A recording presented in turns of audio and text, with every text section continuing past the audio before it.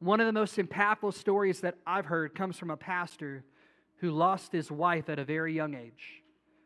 And he was trying to explain the tragedy of loss to their young daughter. They're driving to the funeral of his wife, daughter's mom. It's a bright, sunny summer day. They're driving, and it's grieving him, not only the situation, but to see his daughter struggle. Like, God, please help me explain this. And just like that, they come to a red light. They stop, and just next to them pulls up a semi-truck. As soon as the semi-truck comes over, again, it's a summer afternoon. What happens? Well, suddenly they have no sunlight hitting their car. All they have is a shadow.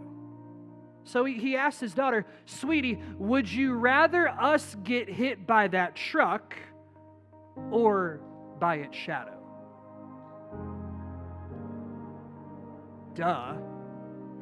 Let's not Of course, the shadow. Sweetie, this is what Jesus did. Jesus took our place in the road and got smacked by the semi-truck so that all we have to do is get hit by its shadow. Death is a defeated foe.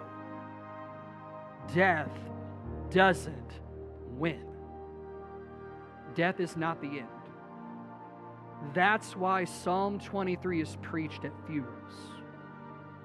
Because death is not a period, death is a comma. Death isn't the end of a book, death is just the end of one chapter in the book. Because there's a whole world awaiting for us. That's why in the Bible we see the word sleep show up in relation to death. They fell asleep. When you fall asleep, you plan to wake up again. Death is not the end, church.